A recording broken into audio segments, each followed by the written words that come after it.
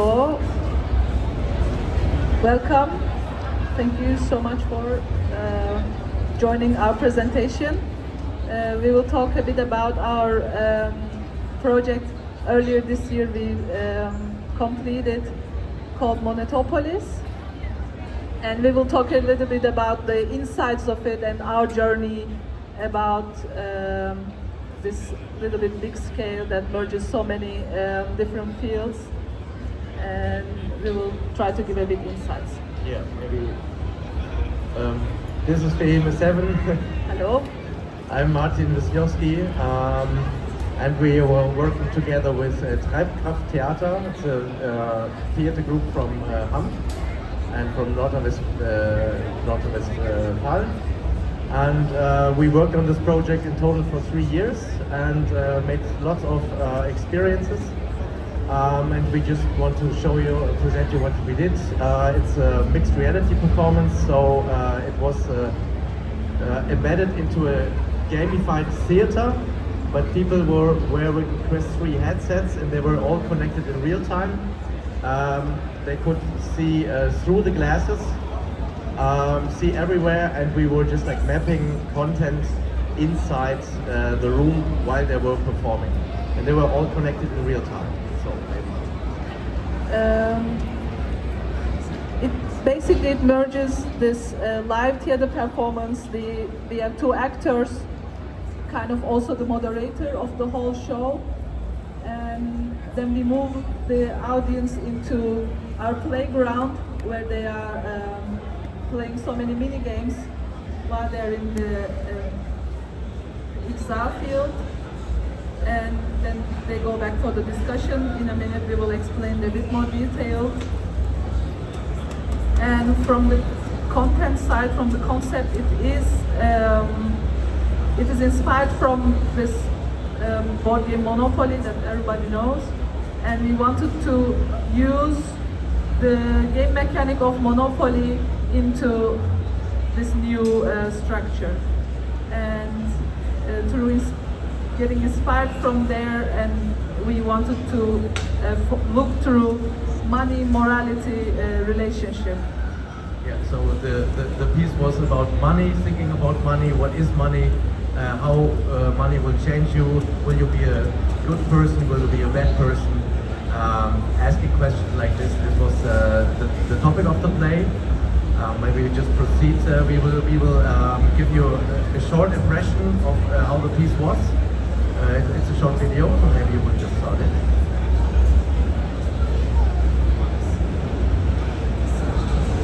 So, as you can see here, this was the onboarding process. So at the very beginning, people also needed to learn to operate the glasses, because if you're on theater, you are not always having just like, you know, this gamer audience just like here, but you have very different audiences. So we also needed to make an onboarding process. Here you have some impressions where you can see this hybrid character of it.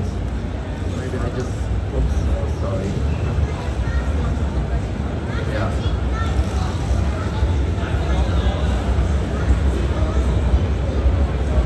So as you can see, people wearing the glasses, they can see through it. They here got an information panel with the scoreboard.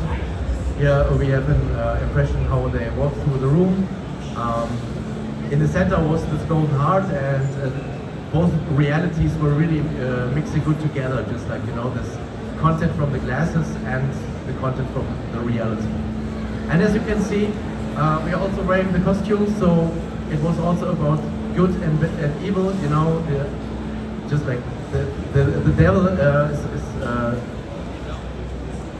having the position of the money, is the devil, and I'm the angel, so I'm the good one. And the actors were also just like at the same time interacting with the audience in just like trying to influence them and pull them into their direction. Maybe.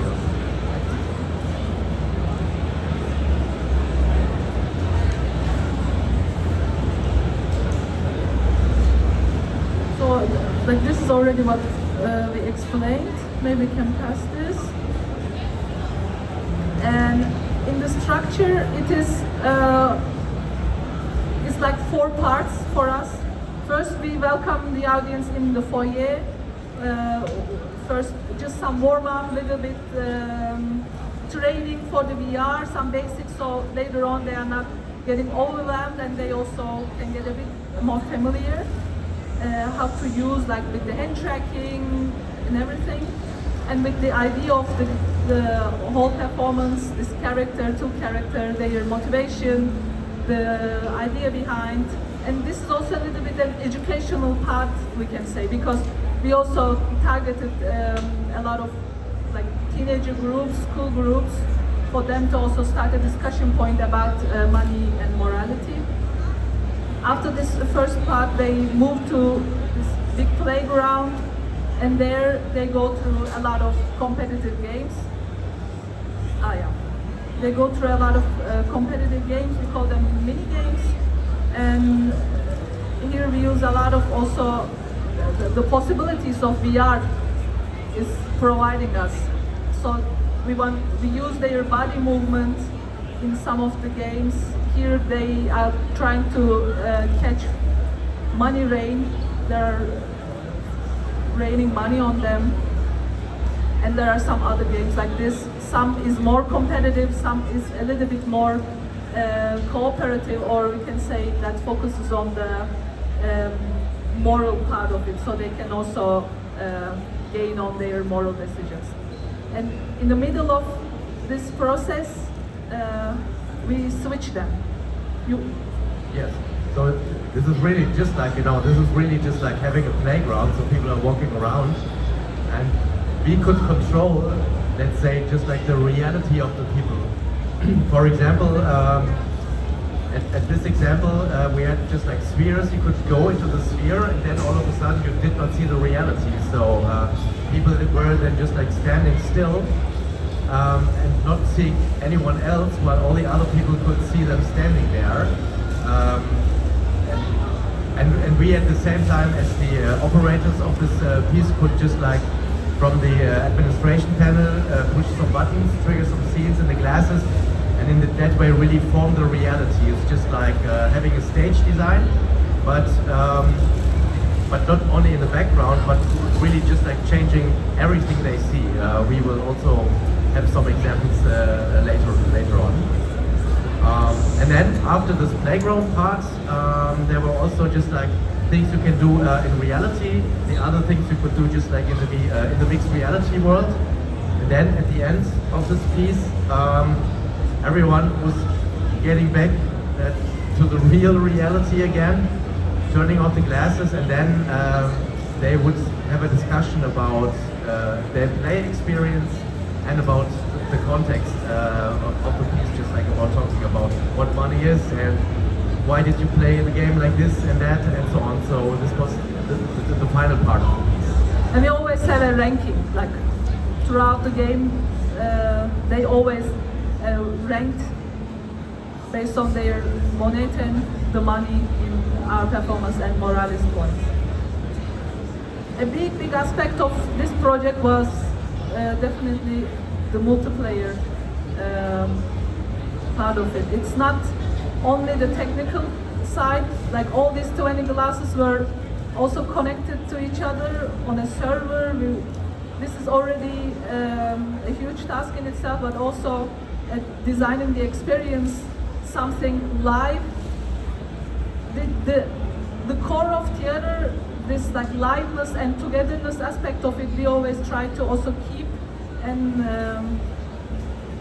also apply it on to the VR part as well. So it was important for us that keep it in mind, they're in the real space together, encourage them to embrace this togetherness and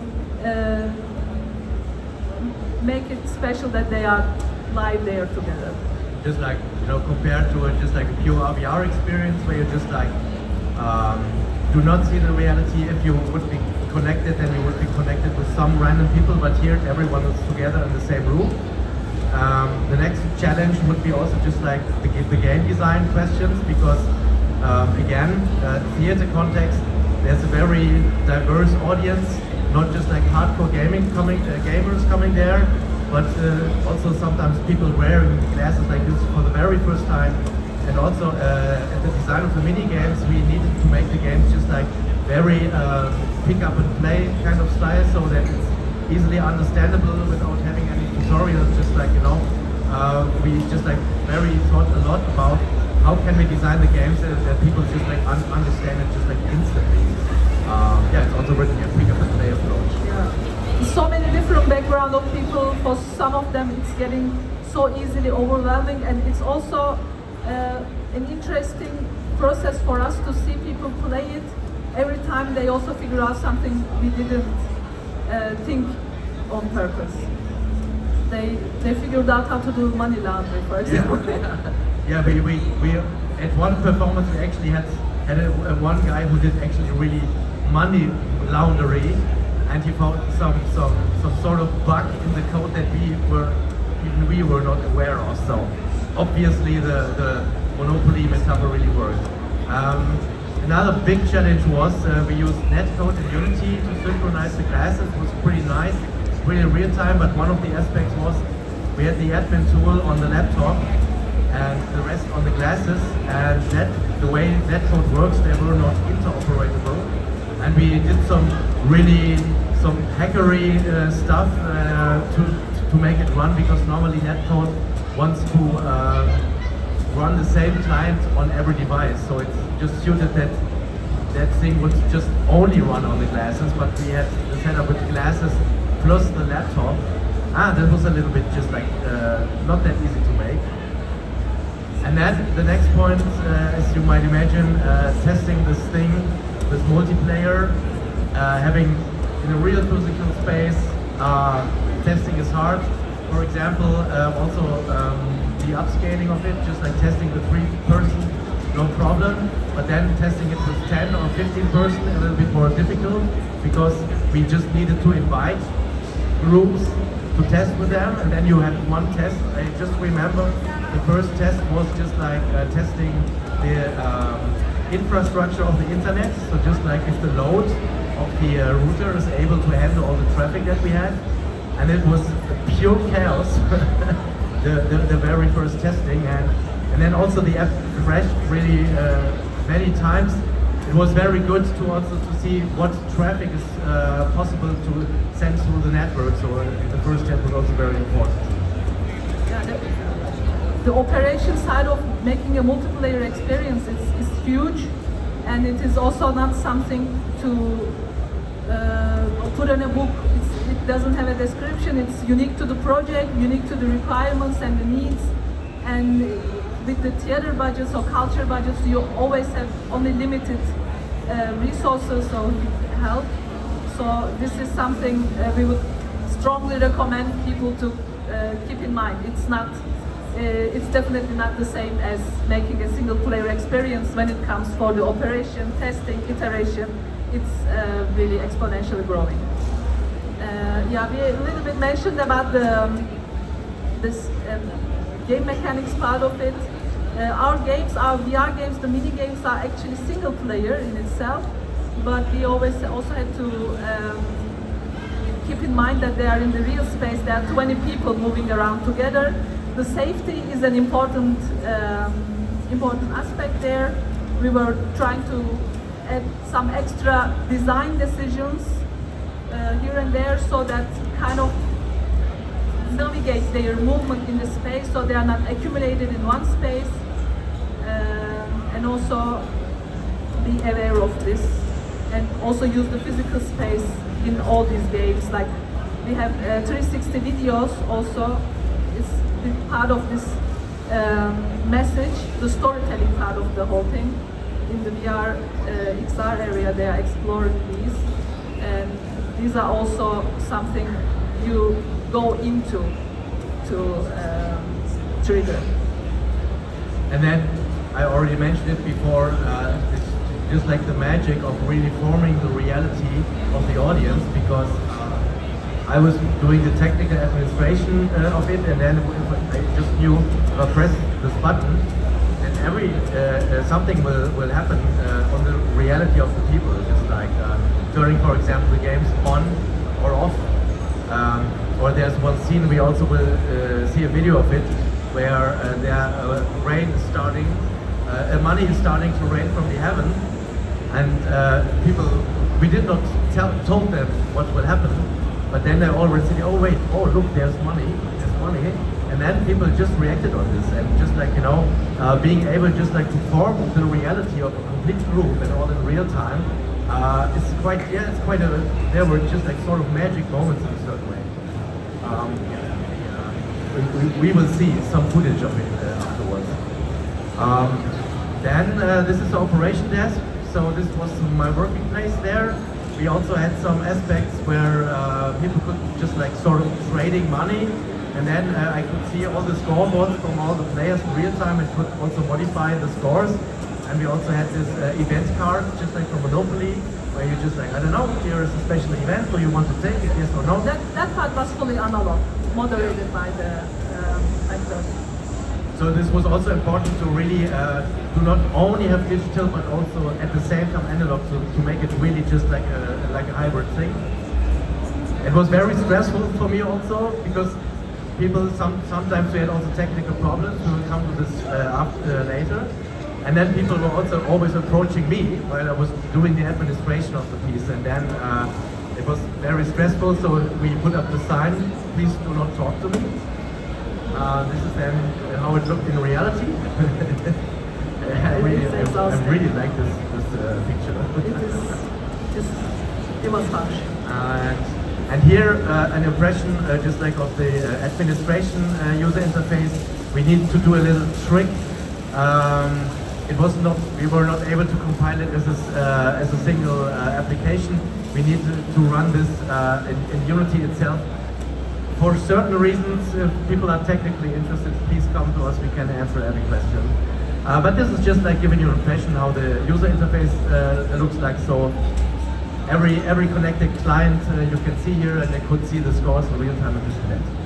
And the admin panel part for Monetopolis was something really important, because it's really a live operation from the admin. It's like, because every time we don't know how many guests we're gonna have, it has to be dynamic, and every time also it accumulated. There are bugs, there are situations we discover in this last testing phase.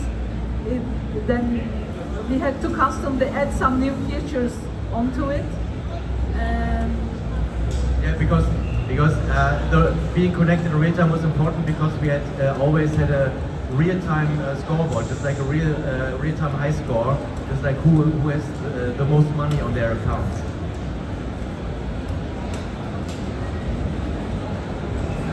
So here, this is a video what I just mentioned, where this is one of the first mini games that started. Wait a second, like here. And this is just the moment that I said, I just started the thing, and there you can see, we did not told them what they should do, but we designed it like this that they instantly understood what to do, and you can see they were just like, from being standing there, I have no clue what I'm doing here, to just like, I have to catch the money now, and you know, just like without explaining, they instantly got the idea what to do. And this is also just like one of the core part of the design approach, to make it as approachable as this. And this money thing was always a very fun part, because people were getting really greedy. And they were just like, okay, I want to collect all the money now. So yeah, which is also part of the piece, because you know, Monopoly for reason, yeah. In the early phase, when we were talking about what should be these games, specifically they are playing, it is trying to trigger their greediness was a key decision for us. Like, if they are going to betray each other to make more money, or if they're going to invest on some horrible stock on the stock market. But they could also donate money to charity organizations. So they were always having the choice, will I be greedy and get shitloads of money, or am I a good person and donating some money, this and that. So this was also the piece all about. Yeah. This image is from our beggars section. So we recorded some mocap animations, and it's a part like these avatars will come and ask money from you, and you have full freedom to say yes or no. Just like beggars at the train station. Hey, can you give me some money? And then you could just make a decision, yes or no. So.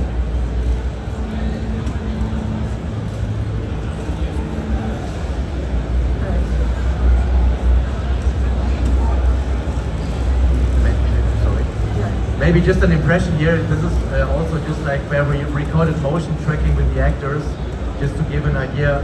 Maybe we will look at these pictures afterwards, but this is also connected on how we made this beggars move. Okay. They move to this like accidents. These are kind of we are sharing our long journey of making this project, and giving you little warnings to watch out, some unexpected things that can happen on some critical moment. So the first thing is we also use the hand tracking of the glasses or not the controller, also to make it better approachable for everyone, because not everyone is familiar on how to use a controller, this and that. And we just like use the hands, which is quite good at the Quest 3. But then all of a sudden we figured out, and this is just like one of the typical things, testing this with 5 people works, then we tested it with 20 people, hand tracking fails. And we had absolutely no idea why. One of the things we figured out is that because usually the original plan was to make the piece outside, not inside the building. And then we figured out that the combination of this bright sunlight, combination of the white floor, just like caused the hand tracking to fail. And we had this weather condition never before, but just like one day before the performance, or 2 days. And so we figured out this failure, and then we had to put the whole piece inside. So we had to recalibrate everything and so on. So stuff like this always was happening. And then the other thing, maybe many people here know this, Unity updates, and then things were broken afterwards, and we needed to fix. So we made a really good production plan time-wise, and then this thing happened, and then the whole production plan time-wise was just like ruined. It was very stressful in the end. Also the same OS updates on the glasses. We needed to update the glasses, and you do it 25 times because we had 25 glasses. This process alone took us one and a half days. So you just need to keep this in mind. If you make something like this and you scale the number of devices up, then some tasks just like really take a very long time. You just have to be aware about this. Lighting chaos. This like outside because the headsets, they have this infrared cameras, and when the light is coming, how bright it is, which angle it is. So we were taking so many risks. Like the devices are not made to use outdoors. We were from the beginning of, we were pushing this, and like it is not that easy to make this multiplayer 20 glasses to connect. Even the hardware part. Even Meta was warning, do not use the glasses outside in bright sunlight. Don't do it. Yeah. But we just did it. We learned yeah. the lesson.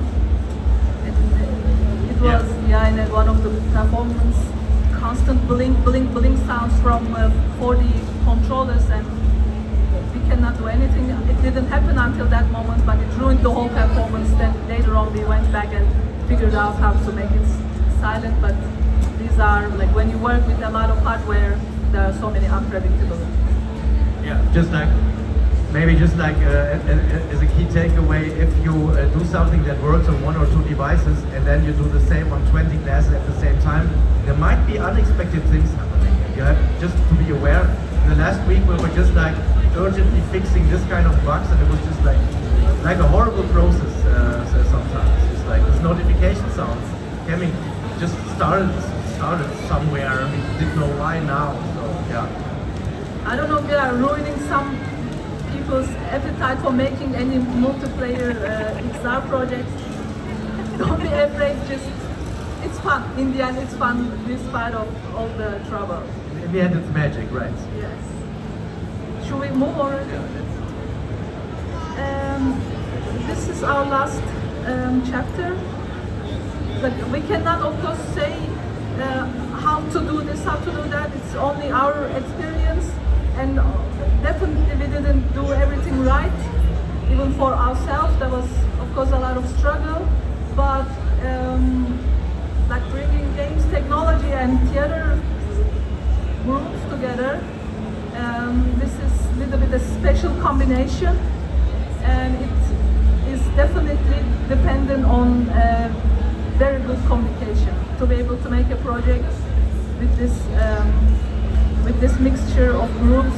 Communication is so important. Being able to speak the same language is important, which is impossible because not everybody has the same background and knowledge. Whatever we say as developers, what they can understand is very limited to their imagination and their experience. So, because it's really literally about talking a different language. I mean, it's really literally. I mean, you eventually know this if developer talks, then outside people are not able to understand this.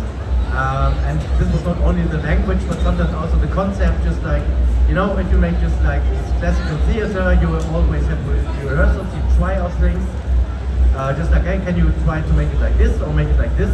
But if this technology is involved, it's just like, hey, can you just make quickly this change? It will be not a quick change because then you need to change to reprogram the feature, and this could eventually take 1 or 2 weeks. And then all the theater staff were just like waiting. Could not really do something. So then we also did just like a building tools in a pre-production phase, just like to cover the things. So it was just like having a big range of different perspective and approaches. So this is one of the aspects that everyone from the team just needed to learn, that we need to communicate in a different way than we are used to do. I think that one key point, lastly, to mention here would be like creating the right expectation from each other. It is it's always important to be able to, I don't know, maybe up to a degree, like say no to each other, what is doable, what is not. Like just let's see, we will try.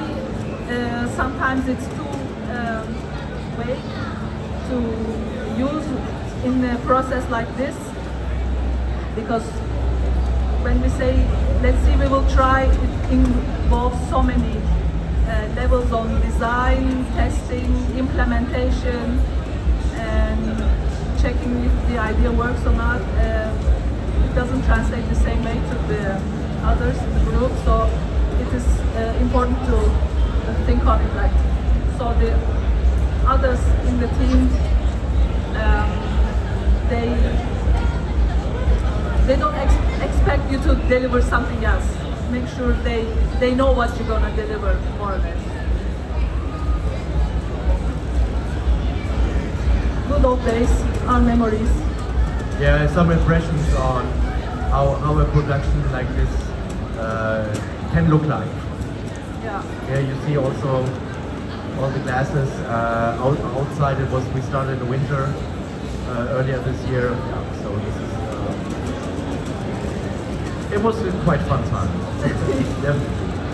It was special to be in the middle of nowhere in Ham, in like a barn, old barn house, to make a high-tech project. Yeah, we are coming to an end. Is there something you wanna add, Martin? No, fine. You can find us, and if you would like, this is of course a long process with so many components. So we are happy to share our experience, and if you would like to reach us, ask some specific questions, technically, design, operation, feel free to reach out. Please come to us and ask questions. Thank you for this wonderful talk. My question is this now a system what other theaters also can use, or is it just made for this kind of theater piece? question. It's special to this, like everything on the Unity side, it is made for Monetopolis, but a lot of things can be also exported as shareable packages. All these mini games separately, the admin side of it could be shared. Yeah, so it's absolutely custom made for this piece. Maybe if you try to search a more general aspect, I could maybe just like talk how I did this netcode component to combine the quest approach with the others. It was a little bit difficult in the beginning, but then in the end netcode works pretty well in this kind of setup, so we just like had no problem scaling it up to 25 classes. So if you want to have a more general approach, netcode Unity works very good for that. And we also had our own network, so our own wireless router and so on, disconnected from the internet. So yeah, this would be more the general approach. Another question there.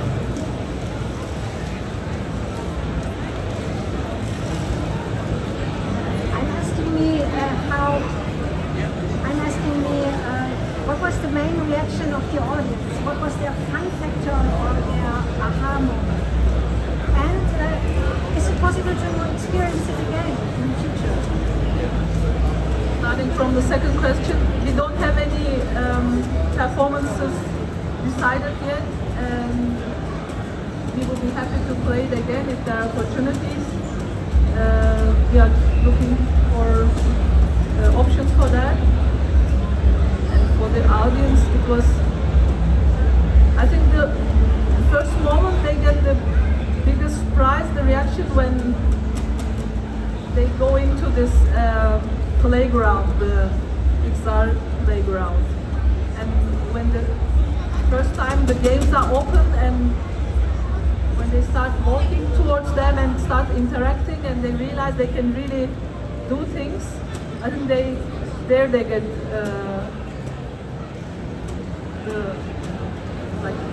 the hype of the whole thing they get there.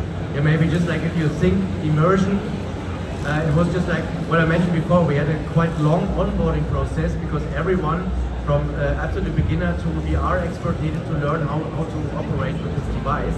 So the onboarding process was quite lengthy. And then they were just like walk to the playground, just like, okay, wow, that was more, if it goes like this, wow, this will be then a boring experiences.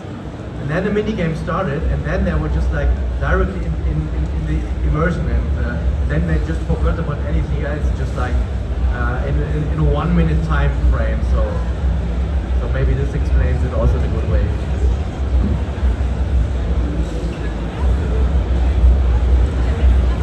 Are there more questions?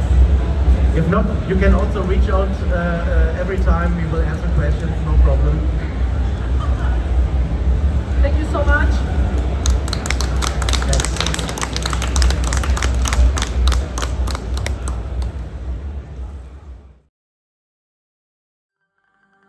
Lass doch mal konkret werden. Worum geht die Wette eigentlich? Geld regiert die Welt. Ja. Oder eben nicht. Gewinnt das Gute oder gewinnt das Böse? Auf in das Getöse! Lasst die Spiele beginnen. Top, die Wette gilt!